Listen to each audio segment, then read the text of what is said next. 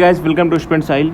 आज के इस वीडियो में हम देखने वाले हैं कि एसएससी एंट्रेंस एग्ज़ाम जो 2025 में हो रहा है, इसमें आपको कौन से सब्जेक्ट को पहले अटेम्प्ट करना चाहिए। मतलब अब आपको रिवीजन में पहले किस सब्जेक्ट से स्टार्ट करना चाहिए, या आप तैयारी अभी से स्टार्ट करें तो किस सब्जेक्ट को आपको थोड़ा पहले पढ़ना चाहिए और किस सब्जेक्ट को बाद में ही पढ़ना चाहिए। ये एनालिसिस हमने किया स्टेनो का रिसेंट पेपर देख के। तो हमने चेक किया कि स्टेनो के रिसेंट पेपर में किस सब्जेक्ट को फर्स्ट प्रायोरिटी दी जा रही है, किस सब्जेक्ट को सेकंड प्रायोरिटी दी जा रही है। तो उसी के हिसाब से ये लिस्ट बना है।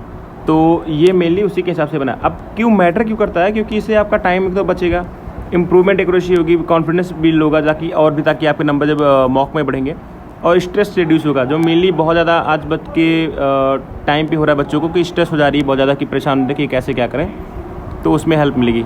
तो आइए स्टार्ट करते हैं। सो फर्स्ट ऑफ ऑल हमारा जो रहना चाहिए वो है कौन सा। फर्स्ट ऑफ ऑल पॉलिटी आप यहाँ पे देख सकते हो, क्योंकि पॉलिटी का हमने देखा कि यहाँ पे काफ़ी ज़्यादा नंबर ऑफ़ क्वेश्चंस स्टेनो के पेपर में आए थे। एक तरह से आप बोल सकते हो कि फर्स्ट प्रायोरिटी में था। क्वेश्चंस ऐसे नहीं थे कि बहुत ज़्यादा कोई डिफिकल्ट लेवल के आ रहे हैं, और डायरेक्ट टू डायरेक्ट क्वेश्चन थे, बट क्वेश्चन पॉलिटी से काफ़ी ज़्यादा पूछे गए हैं। सेकेंडली जियोग्राफी से क्वेश्चन ज़्यादा पूछे गए हैं। जियोग्राफी को आप बोल सकते हो कि सेकेंडरी जो सबसे ज़्यादा क्वेश्चन आए हैं वो जियोग्राफी से आए हैं। इकोनॉमिक्स से फिर सबसे ज़्यादा क्वेश्चन बने। अब इकोनॉमिक्स का टॉपिक ऐसा यहाँ पे ऐड हो गया है कि इकोनॉमिक्स में आपको मल्टीपल जगह से क्वेश्चन पूछे गए हैं। मतलब ये ऐसा सीन था कि इकोनॉमिक्स में आपको माइक्रो से पूछा गया है, मैक्रो से पूछा गया, और कुछ ऐसे भी टॉपिक्स, रैंडम टॉपिक्स ऐड कर दिए गए हैं। तो अभी आपको इकोनॉमिक्स पे खासा ध्यान देना पड़ेगा। अभी मैं बात करूँ हिस्ट्री के बारे में, तो हिस्ट्री जैसा कि आप जानते हैं कि हिस्ट्री 3 पार्ट में हमारा बटा हुआ है, एंशिएंट, मेडिवल और मॉडर्न हिस्ट्री।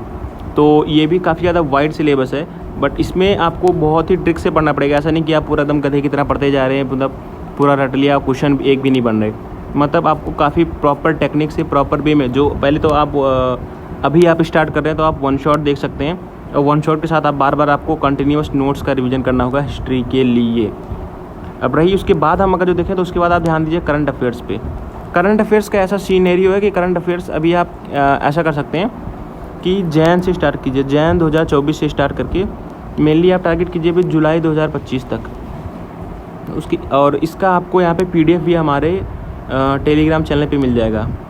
इसका जो PDF होगा वो आपको हमारे टेलीग्राम चैनल पे, यहाँ पे PDF जो कि हमारा टेलीग्राम चैनल पे हम अपलोड कर रखा है, वहाँ पे आप देख सकते हैं। हमारे पेड बैच में भी इसका PDF मिल जाएगा। और सब्जेक्ट की बात करें तो एक मिनट मैं इसको पहले हटा देता हूँ, क्लीन कर देता हूँ। और सब्जेक्ट की बात करें तो यहाँ पे आप स्टैटिक जीके को देख सकते हो। अब स्टैटिक जीके जब तक TCS था तब तक बहुत ही ज़्यादा इंपॉर्टेंट था। मतलब ऐसा मान सकते हो कि स्टैटिक से काफ़ी ज़्यादा क्वेश्चन आते, बट जो रिसेंट पेपर हुआ स्टेनो का, इस पेपर में स्टैटिक जीके के बहुत ही कम क्वेश्चन आए। मतलब बहुत ही कम क्वेश्चन इन द सेंस आप ये बोल सकते हो कि डायरेक्ट क्वेश्चन आए हैं। यहाँ पे स्टैटिक से डायरेक्ट क्वेश्चन आ चुके हैं, मतलब भरतनाट्यम वगैरह से डायरेक्ट क्वेश्चन। अब पहले आप जानते थे कि घराने वगैरह के बारे में बहुत ज़्यादा क्वेश्चन आते हैं, बट इस बार ऐसा नहीं हुआ है। आपको स्टैटिक में डायरेक्ट क्वेश्चन, कुछ क्वेश्चन, एक दो क्वेश्चन है जो थोड़े से आपको लग सकते हैं ट्रिकी, बट वो ऐसा सेंस नहीं है जैसा पहले होता था कि बहुत ज़्यादा परेशान हो जाना पड़ता।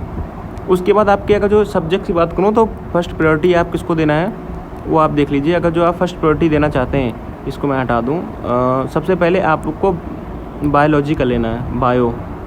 उसके बाद में आपको फिजिक्स कर लेना है, और केमिस्ट्री लास्ट में करना है। केमिस्ट्री लास्ट में इसलिए करने के क्योंकि केमिस्ट्री के क्वेश्चन आए ही नहीं है, बहुत कम क्वेश्चन आए। मतलब ये पूरे सेट में भी एक क्वेश्चन नहीं देखने को मिले थे। बायो में आपको प्लांट किंगडम, एनिमल किंगडम और सब जो भी टॉपिक्स और वो आपको कर लेने हैं। फिजिक्स में न्यूमेरिकल बेस पे भी कुछ आया है, केपलर्स लॉ भी आए हैं, और भी चीज़ें आई हुई हैं। अब कौन कौन से टॉपिक्स हैं इसका अब तो ऑलरेडी वीडियो अपलोड हो चुका है, उसके बारे में मैं डीप में जाना नहीं चाहता हूँ, नहीं तो मैं वो भी समझा देता हूँ। बाकी उसका ग्रुप PDF भी आपको हमारे पेड बैच वाले ग्रुप में मिल जाएगा।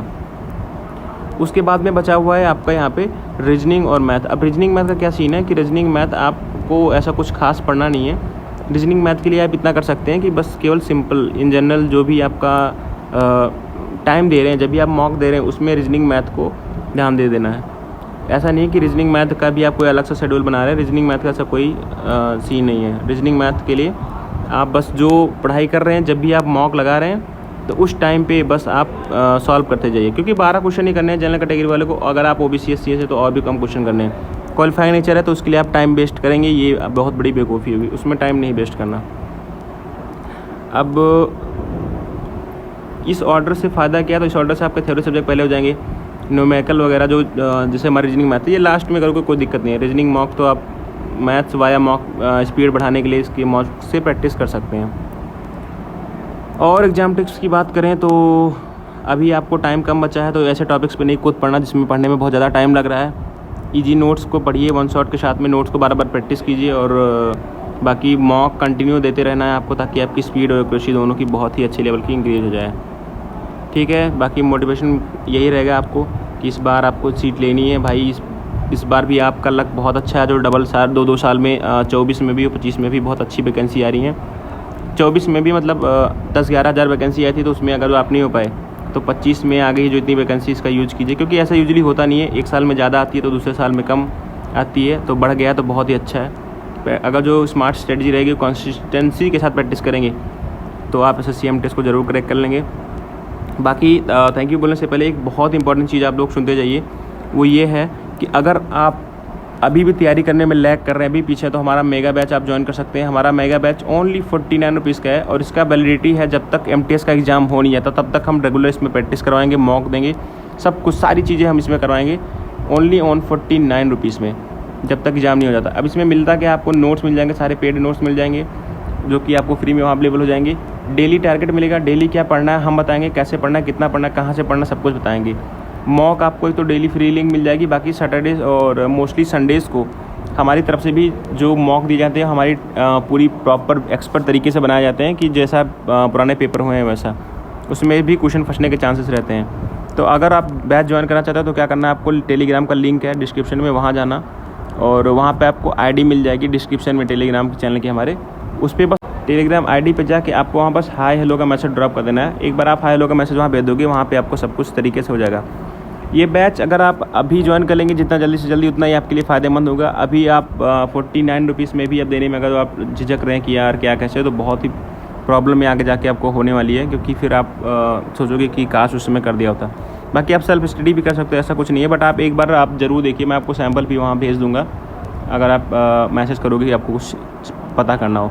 बाकी रेगुलर VCs हम करते हैं, आपको कोई डाउट हो तो कमेंट में पूछ सकते हैं। बाकी हम वॉइस चैट करते हैं वहाँ पे टेलीग्राम पे पेड ग्रुप में, हर फ्राइडे को होती है, तो वहाँ पे भी आप अपने डाउट्स पूछ सकते हैं। बाकी तो और मैंने चीज़ें बताई दी कि किस ऑर्डर में करना है, polity, geography, economic, history, current affair, static, biology, physics, chemistry, उसके बाद लास्ट में रीजनिंग मॉक। तो यही ऑर्डर फॉलो कीजिए फॉर बेस्ट रिजल्ट। बाकी वीडियो देखने के लिए धन्यवाद बहुत बहुत आपका, थैंक यू।